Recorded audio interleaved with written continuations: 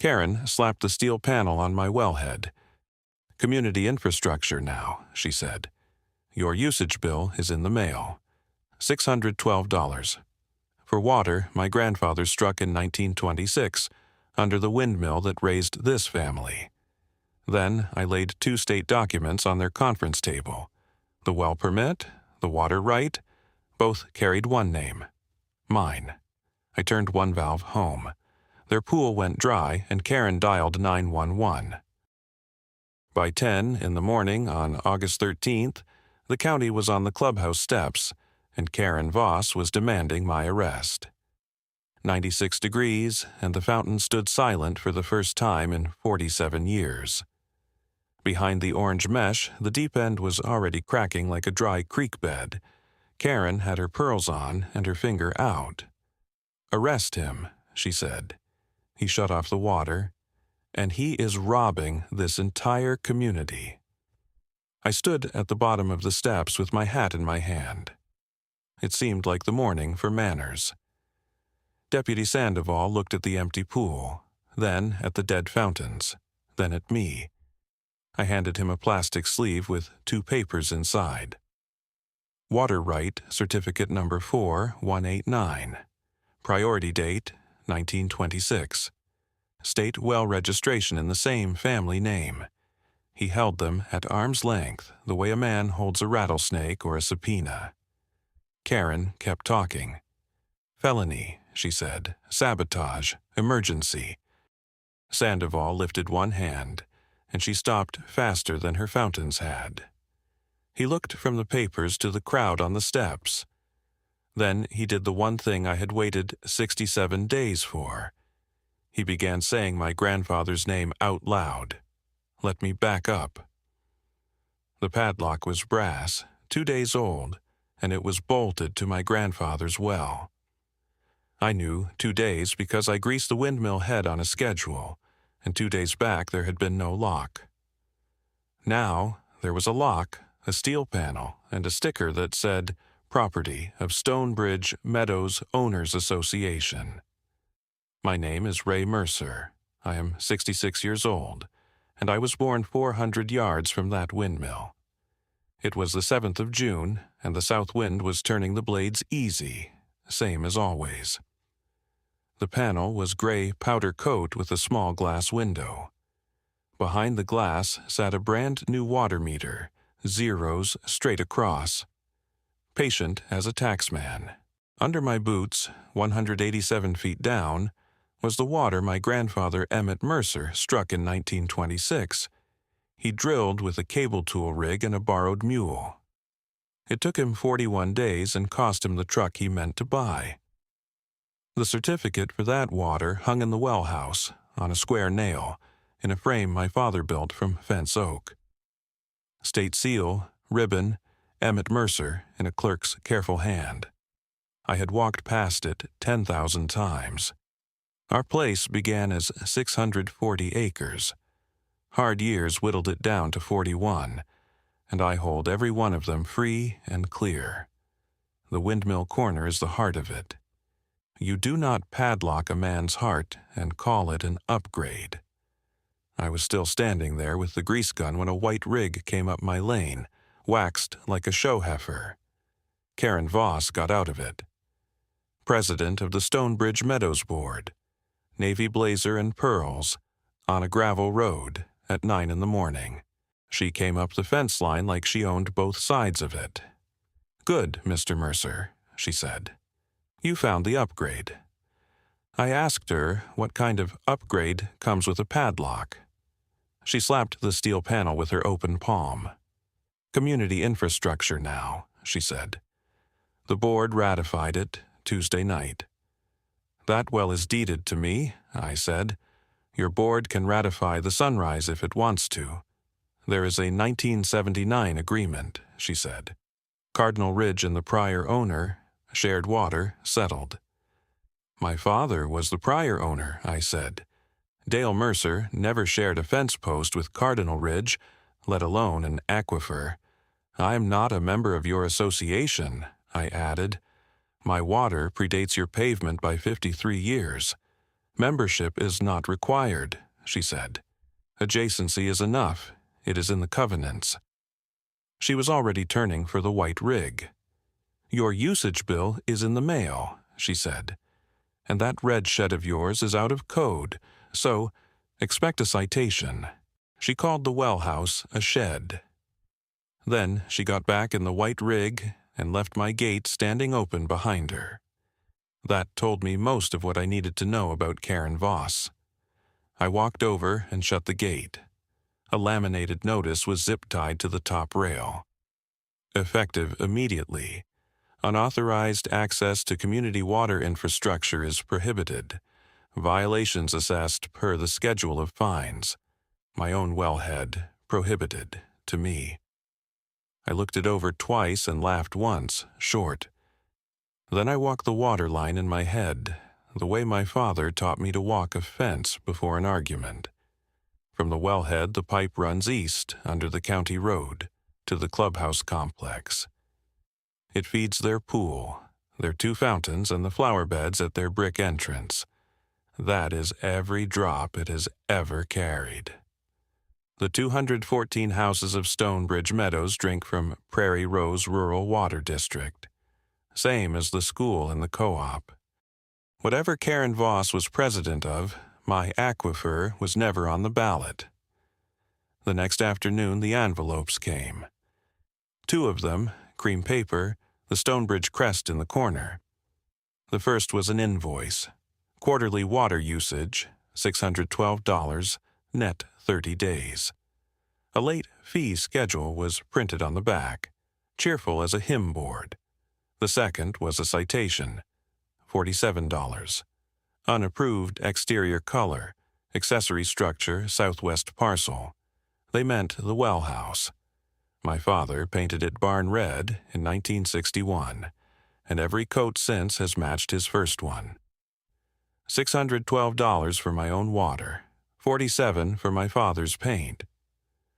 I set both envelopes under the sugar bowl and let them sit there and think about what they had done. That evening, I carried my coffee out to the well house. The door sticks in June. It has stuck in June since I was a boy, and I have never once oiled it. Some things you keep. Inside, it smelled like grease and cedar and 60 years of dust settling slow. My father's paintbrush still hangs by the door, bristles red at the root. The pressure gauge my grandfather set ticked soft and held at 42 pounds. I stood there and drank my coffee and did my arithmetic. Not the dollars, the years. 1926 to now is one unbroken line of Mercers paying the taxes on that water. In the morning, I would drive to the county seat. Pull the deed, the well registration, the water certificate file, every page with Mercer on it. Paper against paper. That is a fight my family knows how to win, slow and complete. Before I latch the well house at night, I touch the frame on my way out. Habit, the way you check on an old dog asleep by the stove. I reached into the dark corner by the breaker box. My hand found bare board. I lit the lamp. The frame my father built was gone from the wall. The nail was still there. My grandfather's certificate was not. On the 9th of June, I laid $4 on the county counter and asked for every paper with my name on it. The Register of Deeds office smells like toner and 1950. Linoleum the color of weak tea. Doris Weems took my $4 without asking why. Doris never asks why. That is what the records are for. We started with the deed. Warranty deed, Mercer to Mercer, recorded in book 211, page 48. 41 acres, southwest quarter, less the county road right of way. My name, my father's before mine, my grandfather's first. Then we hunted for what Karen Voss called settled. Doris pulled the grantor and grantee indexes for 1979 and ran her finger down the M column twice, both directions. Cardinal Ridge Development recorded their plat that August, she said. 7 sheets of it. Her finger came off the page. Against Mercer land I show nothing, she said. No easement, no water agreement, no dedication. So nothing runs with my land, I said. Nothing anybody brought to this counter, she said. And Mr. Mercer, in this office, those are the same thing. For good measure, she walked the miscellaneous index, too, where odd agreements go to be forgotten. 1978 through 1981. Not one line with Mercer in it. I bought the certified copies of the deed and the plat cover sheet. 11 pages, stamped, sealed, and true. Doris slid them across the counter like a woman dealing a winning hand slow. Whatever agreement Karen Voss was waving at me had never touched the courthouse. Unrecorded paper does not bind land. My father taught me that before he taught me to drive. From the truck, I called the State Water Resources Office. A young fellow named Travis put me on hold twice and came back proud both times. Certificate number 4189, he said. Priority date, June of 1926. Paper shuffled on his end. Holder of record, the estate of Emmett Mercer, passed by inheritance, he said. Well, registration 26-1147, same parcel. Still active? I asked. Senior and active, he said. Sir, that priority beats everything in that township by 50 years. I ordered certified copies of both, embossed seal, 2 to 3 weeks by mail. The frame on my wall was gone. The state's file was not.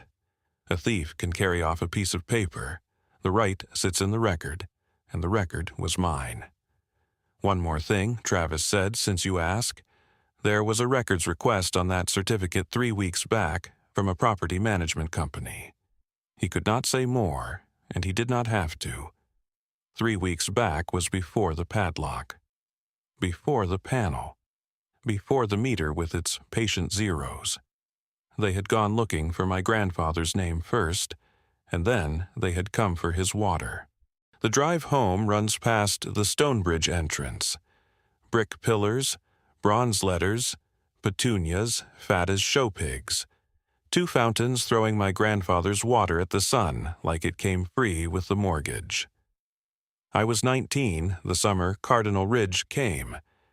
Dozers pushed topsoil into piles a 1/4 mile long where the Hutchins place used to be. A man in a gray suit sat at our kitchen table twice that June. After his second visit, my father went quiet for 3 days. He never said what was asked or what was answered. Dale Mercer kept his business like he kept fence wire. Tight, stretched straight, and out of the weather. Home, I started in on my father's desk. Tax receipts back to 1984. Hog sale tickets. A pocket knife I had figured for lost 20 years ago. The desk gave up one more thing. A photograph of the well house half painted. My father up a ladder. Summer of 1961. Same red then as now. No agreement anywhere in that desk. Then I remembered the green tin box. My grandfather kept seed money and deeds in it. After him, it held whatever my father judged worth a lid. It sat on the top shelf of the hall closet, behind the good blankets, heavy as a well cap. I set it on the kitchen table and worked the latch with my thumb. Tax stamps. My grandmother's funeral book, ribbon still marking her page. A brass compass that has pointed true since before Korea. And near the bottom, folded once, a single sheet of onion skin paper, thin as a moth wing. Typewriter carbon, purple ink gone gray at the edges. I unfolded the top third and the words sat up straight. Temporary Construction Water Supply Agreement.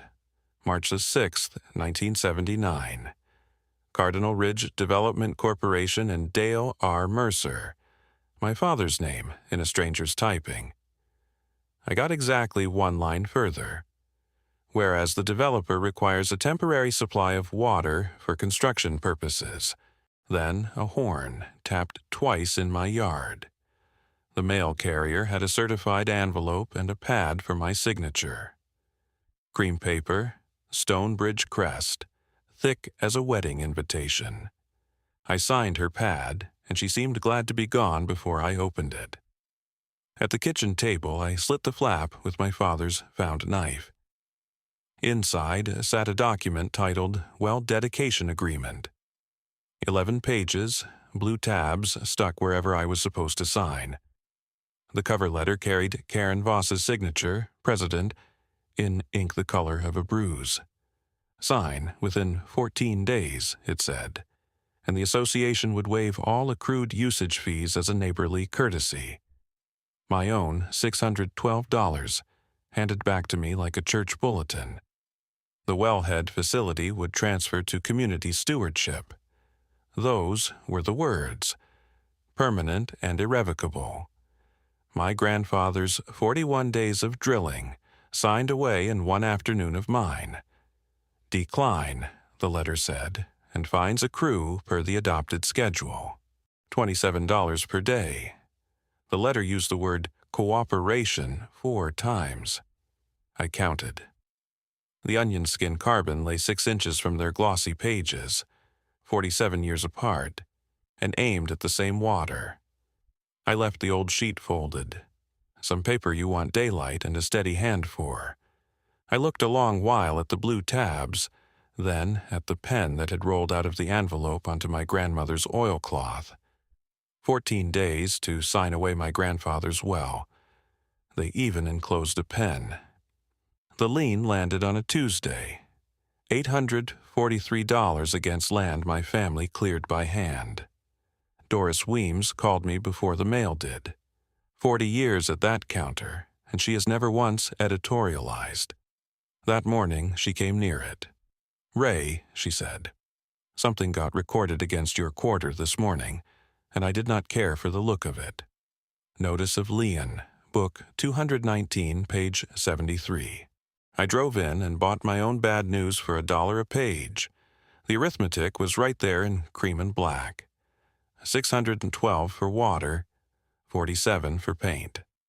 A $96 late assessment on a bill not yet due, and $88 charged to me for the cost of recording the lien against me. $843. Filed 22 days before their own invoice came due. Even a bad fence has a gate in it somewhere. I went looking for a lawyer. Lorena Vasquez practices out of a brick storefront across from the courthouse, between a bail bondsman and a bakery. 31 years of title work, $260 an hour, and worth double.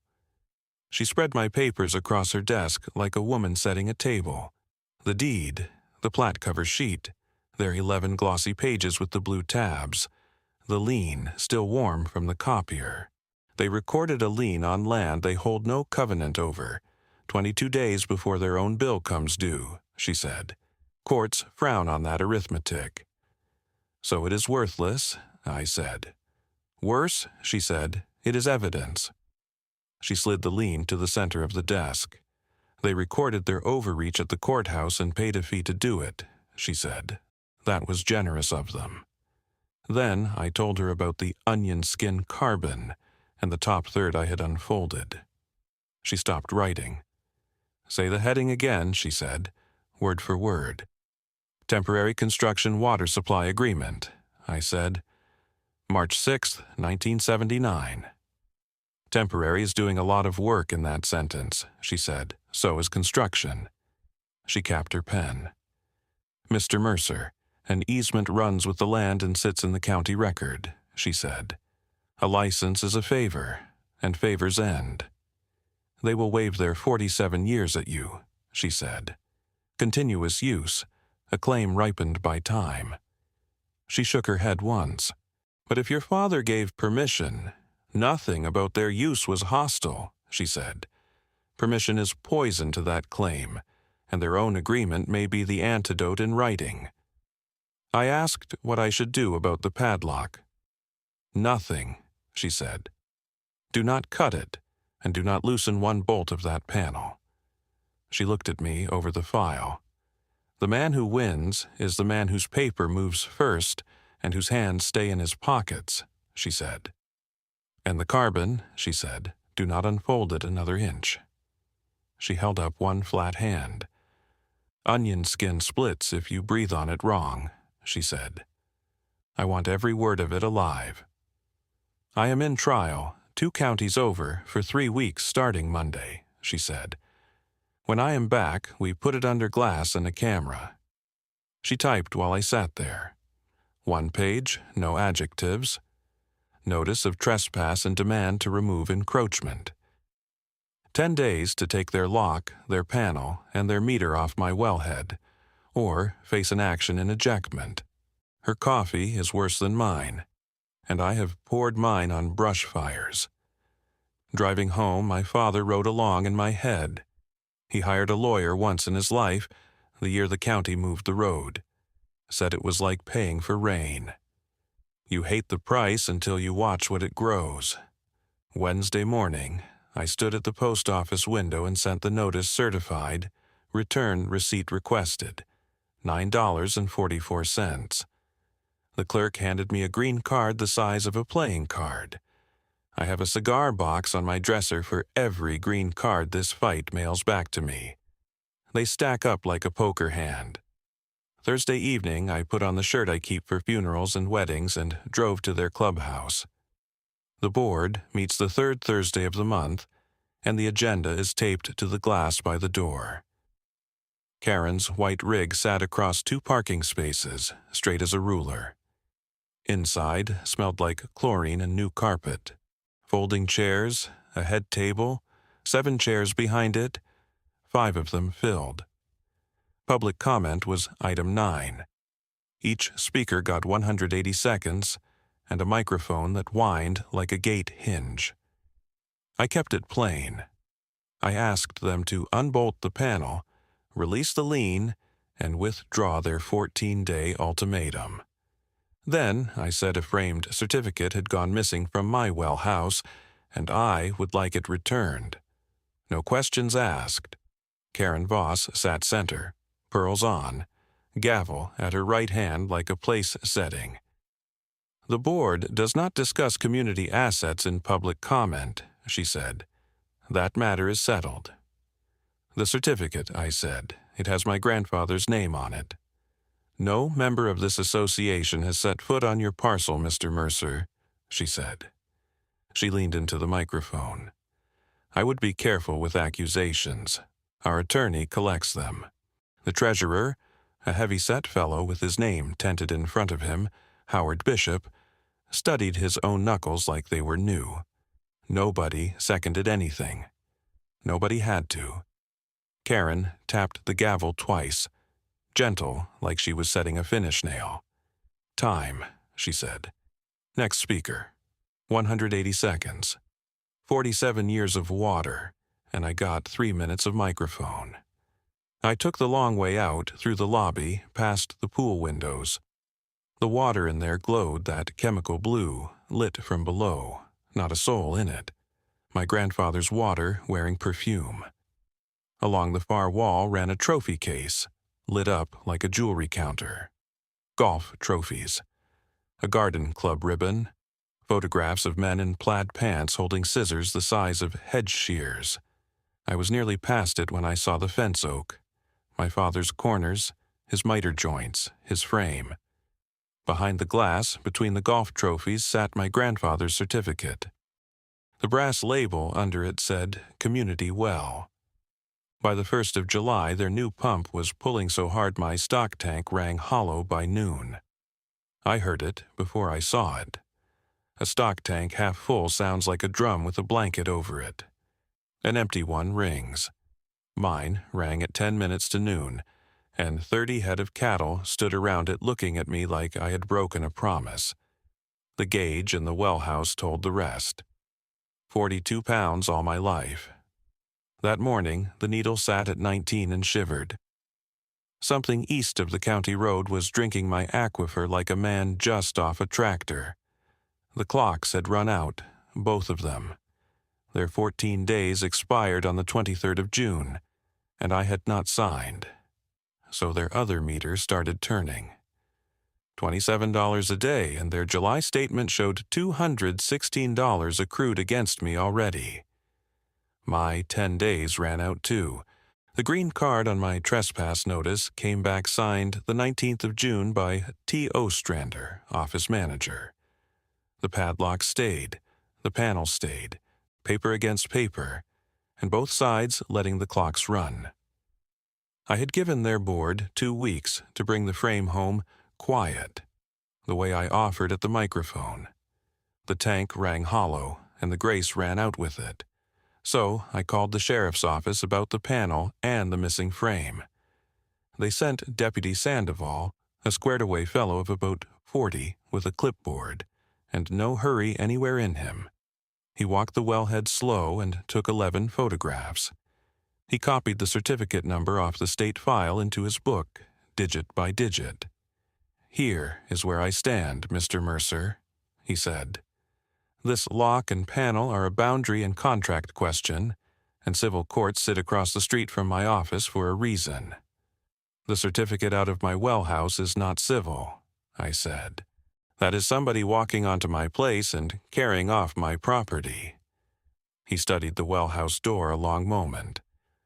"No lock on it," he said. "No broken hasp, no pried hinge." He shut his notebook. "I believe you, Mr. Mercer, and believing is not evidence." "It is sitting in their lobby," I said. "Trophy case, brass label, calling it the community well." He wrote that down slower than the rest. "Behind glass in a common room is possession, Mr. Mercer," he said. "It is not proof of who carried it there." He tucked the pen away. "I will write it as a theft report, and I will go look at that case," he said. "And I will tell you to your face, it is thin." He handed me the carbon copy. "Incident report 2-6-0417. Keep that number," he said. "If this thing grows, and these things grow, that number is where it started." I liked him, despite the morning. The state envelopes came Thursday. 2 certified copies, embossed seals you could feel through the paper like a brand through hide. Certificate 4189. Registration 2-6-1147. The frame still sat behind their trophy glass with a brass lie under it. But the right was back in my hand, and the right is the part that pumps. I celebrated the way a man my age celebrates. I climbed the tower and greased the windmill head, 18 strokes, the same count my father used. From up there you can see their pool glitter clear to the brick entrance. You can see a long way from machinery that works. Friday, I followed the water, not the pipe, the sound. East of the county road, behind a hedge-trimmed square as a hay bale, sat a fresh concrete pad that had not existed in June.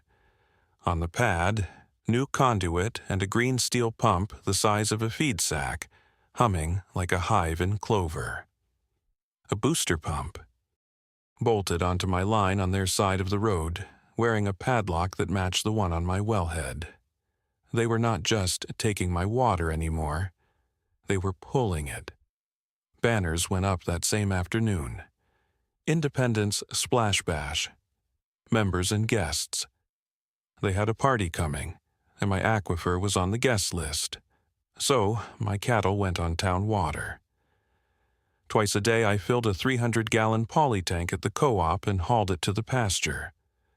$4.25 a load, an hour a trip with the loading. 30 head do not care whose name is on a certificate. They care that the tank rings.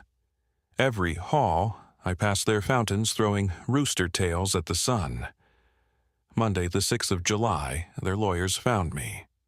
Hadley and Crane, a firm 2 towns over. Letterhead like a bank and margins like a sermon. 4 pages. My notice of trespass was rejected as without merit. My interference with community infrastructure, their words, would expose me to damages.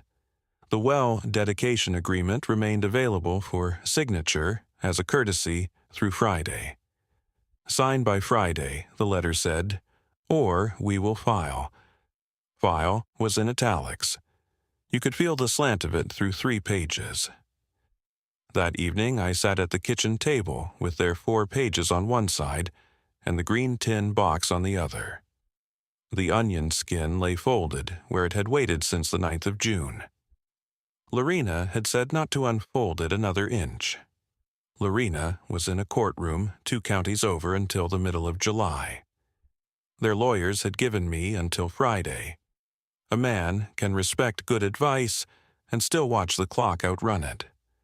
I turned the lamp low and lifted the folded sheet with 2 fingers, gentle as an egg out from under a hen.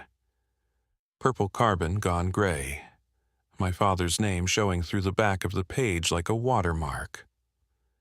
1979 on one side of my table, this Friday on the other, and one thin sheet in between that both sides of 47 years were leaning on. Not tonight, and not by lamplight. Onion skin wants daylight and a steady hand, and a man reaching for his last card wants both too. Their lawyers could keep their Friday. I would take 5 in the morning. At 5:10 in the morning, I unfolded the onion skin carbon my father never talked about. East light, kitchen table wiped twice, hands washed like a surgeon. I opened the fold 1 finger width at a time, and the old sheet gave with a sound like a moth against a screen. 3 pages, typed carbon, purple ink gone the gray of chimney smoke. Temporary construction water supply agreement. March the 6th, 1979. Cardinal Ridge Development Corporation and Dale R. Mercer. I went through it twice before I let myself believe it. The whereas clauses said the developer required water for construction purposes. Grading, concrete, dust control, nothing about pools, nothing about fountains, nothing about forever. Then, Clause 7. I will carry those lines to my grave, and gladly. The supply herein constitutes a revocable license only. No easement or interest in land is created or conveyed. Either party may terminate this license upon 30 days' written notice. $1 per year, payable each January. My father's initials rode the bottom corner of every page. The last page held 2 signatures. Dale R. Mercer, in the hand I knew from birthday cards. E.G. Whitfield, President, Cardinal Ridge Development Corporation. I turned the last sheet over, and there was my father again. A pencil column down the back, Farmer Straight. Paid 1980. Paid 1981. 15 entries, $1 a year, ending at 1994. Then nothing. Cardinal Ridge folded that year, and the dollars stopped, and my father kept the paper and kept his counsel. Their Friday came and went, by the way. Hadley and Crane filed nothing. Men who hold cards play them. Men who hold letterhead write letters. Lorena Vasquez got back the 13th of July, and I was on her doorstep with the tin box before she found her light switch. She snapped on gloves like a nurse. Her paralegal photographed every page under glass, 41 frames, while Lorena stood over the carbon reading with her lips moving. "I told you not to unfold this," she said. "Next time, listen." She bent back over the glass. It survived, so we will call it initiative. Then she tapped Clause 7 with one gloved finger. "Mr. Mercer, this is not a defense. This is the whole ball game." "A license is permission," she said. "Permission ends. 30 days from written notice, every drop they draw is trespass," she said. She set the photograph down and looked at me over the frames. "Now, here is the part I want you to sit with," she said. "They went hunting for this agreement. Their records request proves it, and they do not have a copy. That is why the blue tabs," she said. "That is why the courtesy and the 14 days, And the free pen. She tapped their glossy cover once. You cannot dedicate what you already own, she said. Their 11 pages are a confession that this one old sheet beats them. She drafted it that afternoon while I drank her terrible coffee. 1 page, plain as a fence post. Notice of revocation of license and demand to disconnect. 30 days from receipt. The 1979 agreement cited by date, paragraph, and page. Send it certified, she said. 1 to the registered agent, 1 to Hadley and Crane. She was already feeding the first page into her fax machine. And these go by wire tonight besides, she said. Belt and suspenders, Mr. Mercer. Then do nothing loud, she said. Let the calendar do the lifting. And Ray, call the state about that booster pump, she said. An unpermitted alteration on a registered well is their problem to inspect, not yours to touch. That evening, I walked down to the creek with the last of my coffee. July had it running low and clear over the gravel bar. My father used to stand there after supper, not fishing, just standing. 15 pencil entries, then 15 years of silence. Some men file their grievances out loud. Mine filed his under the good blankets and trusted me to find the box. I poured the cold half of the coffee in the grass, the way he always did. Tomorrow, the paper would start moving. Tonight, the creek had the floor. Morning of the 14th, I called the state first. Travis remembered me, and this time he did not put me on hold. I told him about the concrete pad, the green booster pump, the padlocked panel, the meter. He got quiet in the way a man gets quiet when he is writing fast. Sir, an unpermitted alteration to a registered well system, he said, plus a mechanical draw on a senior right by a party with no right at all. He said it back to himself, half aloud. And if that line ties into any plumbing over there without a backflow assembly, that is its own violation with its own teeth. This goes to enforcement, he said. Your district inspector is Dwayne Kettler. Expect him the week of the 27th. The typing stopped on his end. Mr. Mercer, do not touch their equipment, he said. Kettler likes finding things exactly as described. Then I drove to the post office with 2 envelopes and Lorena's 1 page inside each. Same window, same clerk.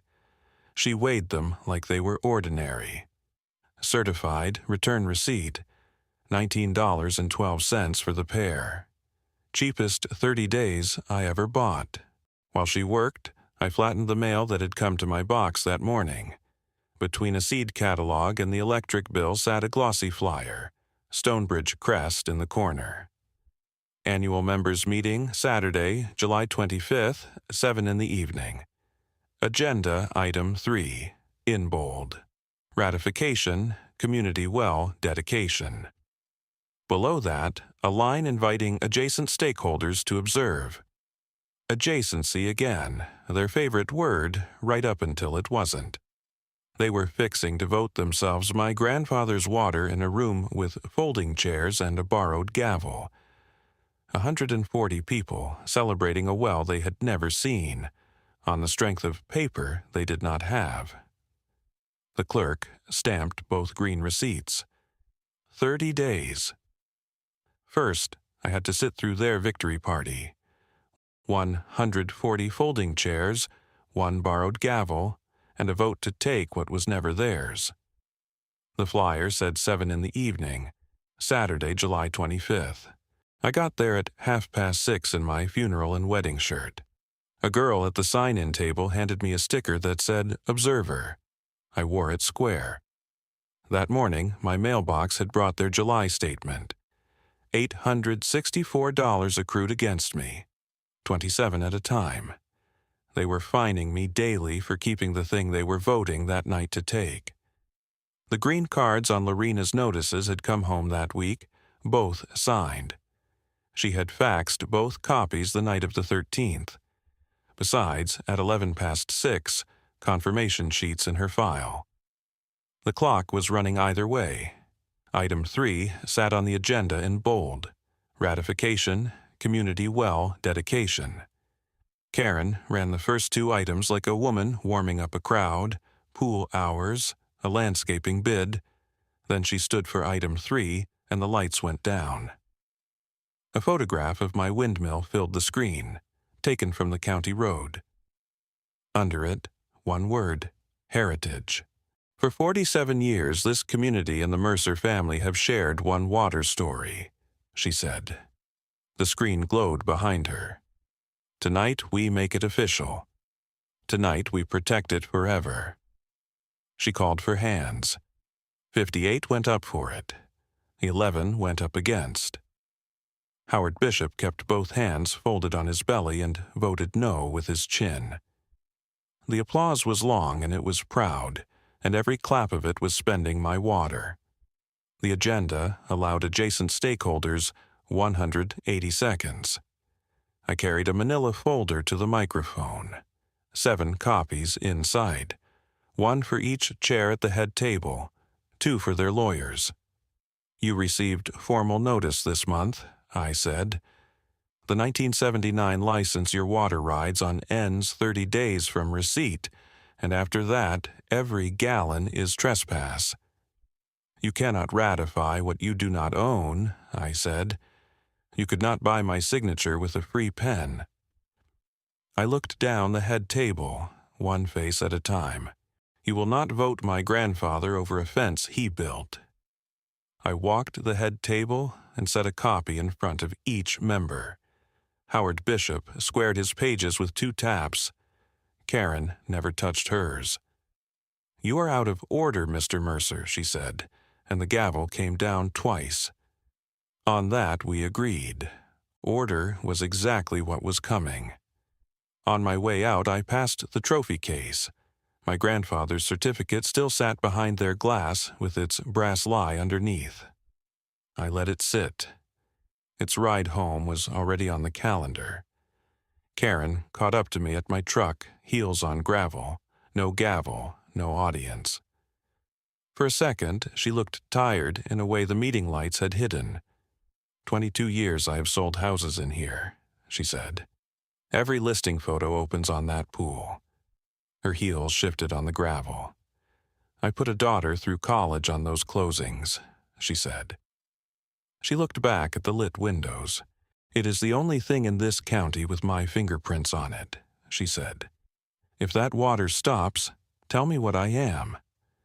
For one breath, standing on gravel, she was just a woman watching her life's work sit at the bottom of somebody else's well.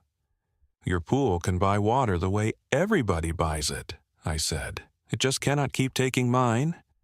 She straightened, and the tired went away wherever she keeps it.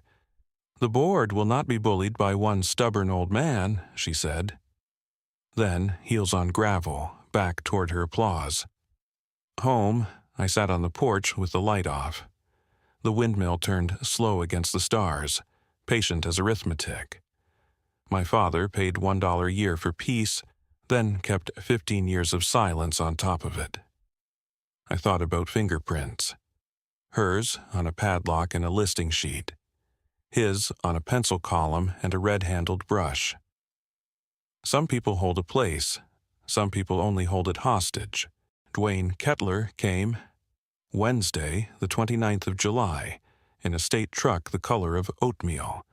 He wore boots that had stood in real well houses, and he shook hands like it cost him nothing. He started at my wellhead. Serial numbers in his book, 63 photographs. The padlock measured and noted. Then the concrete pad and the green booster pump got the same treatment, slow and complete. Then he asked, polite as church, to see the clubhouse mechanical room. The site manager opened doors like opening them had been his own idea. 3 problems, Mr. Mercer, Kettler said, back at my fence. He counted them off on 2 fingers and a thumb. An alteration to a registered well with no permit, he said. And a mechanical draw on a senior right by a party, holding no right at all. And their tie-in has no approved backflow assembly, he said. That one has its own teeth. He wrote a notice of violation, number W-26-0883, a civil penalty of $1,175, $185 more for every day the connection stayed in service, and an order, plain as a stop sign. Disconnect and remove all unauthorized equipment from the Mercer wellhead within 30 days. He went over the order out loud with the site manager, line by line, at the mechanical room door. The man held it in both hands like a hot dish. I have seen men take water with a garden hose and an apology, Kettler said. Never with a padlock in a billing department. The state does not care who owns the pool, he told me, climbing into the oatmeal truck. It cares who owns the well. He pulled the door shut. Keep your paperwork dry, Mr. Mercer, he said. For 3 days the county stayed quiet, the way July gets quiet ahead of a dry line storm. 11 days before my deadline, a process server found me at the feed store. A young fellow in a polo shirt, saying my name like a question. He put a thick envelope in my hand and got gone. The caption said Stonebridge Meadows Owners Association versus Raymond E. Mercer. They were suing to keep my own water. Judge Arlene Cobb went through Clause 7 twice. Once to herself. Once to the room. The hearing fell on Tuesday, the 11th of August, 9:30 in the morning, courtroom 3. Stonebridge Meadows Owners Association versus Raymond E. Mercer. Their motion, their caption, their hurry. They had asked the court for an emergency order. Keep the water flowing while the lawsuit crawled. Freeze the status quo, their papers said, as if the status quo were not a padlock on another man's well. Hadley came himself, the older one. Silver hair and a wristwatch that cost more than my truck. Lorena wore the gray suit she calls her verdict suit. Between us on the table sat the green tin box. Hadley went first, and he was good. 47 years of continuous use, he said.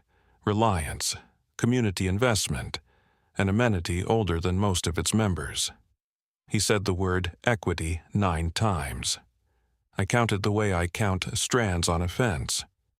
Your Honor, communities rest on settled expectations, he said. Mr. Mercer seeks to unsettle half a century with 30 days of notice. Judge Cobb is a small woman with reading glasses on a chain and a voice you could strike a match on.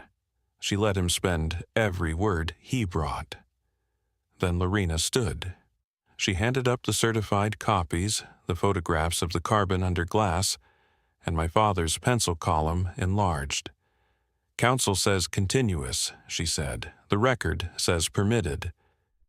She lifted the pencil column toward the bench. A use by permission never hardens into a right, and their own signature page proves the permission, she said. $1 a year, paid through 1994. Judge Cobb held the carbon photograph up to the light. The room got quiet enough to hear the wall clock work. The supply herein constitutes a revocable license only, she said, slow. Each word its own fence post. No easement or interest in land is created or conveyed. Either party may terminate upon 30 days' written notice. She set the page down and looked at Hadley over the glasses. Counsel, the developer signed this, she said. Your client stands in the developer's shoes. She let the glasses drop to their chain. Shoes pinch, she said. That is not an emergency, that is a contract. Notice went by facsimile at 6:11 on the 13th of July, she said. Confirmation is in the file. She turned one page without hurry. Certified mail followed, and 30 days runs out at midnight on the 12th of August, she said. The arithmetic is not complicated, only unwelcome. A license revoked is a license gone. The application is denied. Lorena had one motion of her own, and she made it in 4 sentences. The lien. $843, recorded against land outside their plat, against a man who never joined anything. Judge Cobb did not even look down.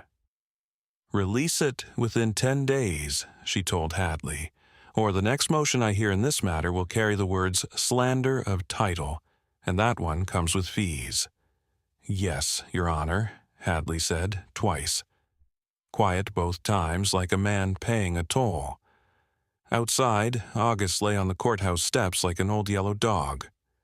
Lorena shook my hand on the sidewalk. "Go home, Ray," she said. "Do nothing loud until the 13th, and then do it quietly, too." On the way home, I stopped at the hardware store. Earl keeps a drawer of paint chips going back 50 years, and he found my father's color without being asked. Barn red. The same chip Dale Mercer matched in 1961. 1 gallon and a new brush. $41 and change. Their citation had ordered that little building repainted to an approved color. When this was over, I intended to repaint it. Same red. Approved by the only board that ever mattered. Then I made a call I did not have to make. Prairie Rose, Rural Water District. The office out by the grain elevator. I asked what it would cost to bring district water to the Stonebridge Clubhouse. The manager whistled soft and started adding out loud. A new 8-inch main from the highway.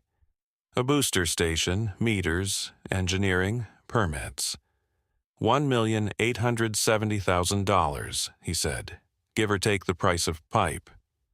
14 months if their board signed tomorrow. I had him fax the estimate to Lorena's office, and I picked up 2 printed copies besides. Because here is the thing about turning a valve on people. I wanted no man in this county saying Ray Mercer left them without a door. There was a door. It had a number on it, and the number was theirs to pay. I found Howard Bishop that evening watering tomatoes behind his house, 2 streets deep into Stonebridge. He took the envelope like it might tick. "Put this in front of the board," I said, "every number, before the 12th. He lifted the flap and looked a long while at the total. "They spent $19,000 on fireworks last month," he said. "This will go over like a rock in a punch bowl." He tucked the flap back down. "But I will carry it in," he said. He walked me to his gate. "For what it is worth, Mercer," he said, 11 of us tried. I told him 11 was a start, and a start counts. The 12th of August went long. I checked cattle that did not need checking. I greased the windmill head that did not need grease. 18 strokes anyway. Some counts you keep for the counting. At sundown, the sky west of the section line stacked up green and mean, the storm this whole summer had been saving. It grumbled all night and never dropped a thing. Dry lightning, walking the horizon like a man deciding. Their fountains ran gold and lit until midnight, throwing my water at the dark. A town spending its last paycheck on the way home from being fired. I did not sleep much, and I did not try hard. At 4:30, I made coffee and drank it on the porch in the dark. My grandfather drilled that well the year my father was born. My father kept the paper that saved it. All that was left for me was a wheel. At 5 in the morning on August 13th, I put my hand on the valve my grandfather set. And I turned it home. The water stopped at 6 minutes past 5 in the morning on August 13th. No thunder to it. A valve my grandfather set turns like a well-kept gate, smooth and quiet. I felt the line go still under my palm, the way a fence wire goes still when the far gate latches. By 5:30, the gauge in the well house held at 42 pounds, steady as a heartbeat coming home. The stock tank started filling on the first float call. 30 head drank at sunup, and not one of them thanked me. Across the county road, the fountains had run all night on their timers.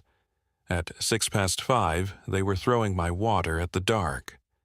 At 7 past, they were coughing air. By sunrise, the day was climbing toward 96 degrees. I did chores. If a man wants an honest alibi, cattle are hard to beat. The call went in at 9:12. I know the wording because the log is public, and Lorena ordered a copy. Theft of water in progress, the caller said. A community emergency. The dispatcher asked if anyone was hurt. No, the caller said, but people are very upset. Deputy Sandoval took the call himself. Your address was already in my book, he told me later. I said, these things grow. By 10, the county was on the clubhouse steps, and so was half the association. You know the next part. The pearls, the pointing finger, the word felony. Me at the bottom of the steps with my hat in my hand. Here's the part you do not know. Sandoval held up the sleeve so the folks up front could see the seals. Water right, certificate for 189, he said. Emmett Mercer. Priority date, June of 1926. Notice of revocation served the 13th of July, he said. 30 days ran out at midnight. He handed the sleeve back to me and faced the steps. This man turned his own valve on his own land, on his own schedule, he said. That is not a crime in this county. That is a man doing his chores. Karen said the word felony once more, quieter, testing whether it still fit. Sandoval turned to her the way a gate swings. Ma'am, the only theft on file at this address is his, he said. One framed certificate reported stolen the 2nd of July, incident 26-0417. He nodded toward the lobby doors. I looked at it in your lobby myself, he said. Today it goes home. The site manager had the trophy case open before anyone asked him twice. Sandoval lifted my father's frame out with both hands, careful as communion glass. He studied the brass label, Community Well. Then he peeled it off with his thumbnail and set it face down among the golf trophies. Sign here, Mr. Mercer, he said. Recovered property. I have never signed anything better. Karen watched the frame go under my arm and said nothing at all. The crowd made a sound I will not forget. Not a gasp, a recalculation. Somebody in back asked what happens to the pool now. Sandoval settled his hat. That would be a question for your board, he said. It always was. The heat did the next part, and I let it. 96 degrees, day upon day, and no rain in any of it. By the 21st of August, the pool had gone the green of old bottle glass. The county health officer wrote, Order 2, 6-1441. No swimming. Drain and secure. They pumped it to the storm drain, and the plaster split in the sun like a dry lake bed. Their own man strung the orange mesh around it. The special meeting came on the 27th of August. One item. A capital assessment for district water down from the highway. $8,738 a home. 214 homes. 14 months of pipe. Howard Bishop carried my estimate in and put every number on the screen. The room that clapped 58 hands for Heritage in July voted with its wallet in August. 68% against. The door, I left them swung shut from the inside. Their lawsuit went first. Hadley and Crane dismissed it the week after the hearing, quiet as burying a pet while the kids are at school. The lien came off my land on the 19th. Release recorded. Book 220, page 11. The cream envelopes stopped, and my mailbox went back to seed catalogs. Gary Pruitt came the 3rd of September. County building official, level stair, a clipboard with a chain on the pen. A public building with no potable water and no working restrooms. He walked the clubhouse for 40 minutes and used small words. On the glass doors, he posted the red placard. notice of condemnation, unfit for occupancy. Then he said it out loud on the steps because the law makes him say it. This structure is condemned until lawful water service is restored. Karen stood at the bottom of the steps in the navy blazer, watching him smooth the tape. "For how long?" she asked. Pruitt clicked his pen. "Ma'am, that is arithmetic now," he said. "Not me." She looked across the county road at my windmill, turning easy in the heat shimmer. 22 years of listing photos had opened on that pool, and every one of them was over. She drove out between the brick pillars, past the dry fountains, under the bronze letters. I never saw her at my fence line again. The first Saturday of September I painted the well house. Barn red, Earl's chip, my father's brush broken in first. $47 of citation, $41 of paint, and not one board of it theirs to approve. The certificate went back on the square nail in my father's frame, facing the morning window. I greased the windmill head. 18 strokes. The gauge held at 42, and the tank rang solid under my knuckle. Their clubhouse sits condemned behind orange mesh, and the placard is fading to sunburned pink. The pool is a dry bowl with a crack you could lose a boot in. That arithmetic is theirs to finish whenever they find the will. Mine is finished. The well runs cold and clear, same as it ever did. Grandpa drilled it in 1926. It never once asked the neighbor's permission.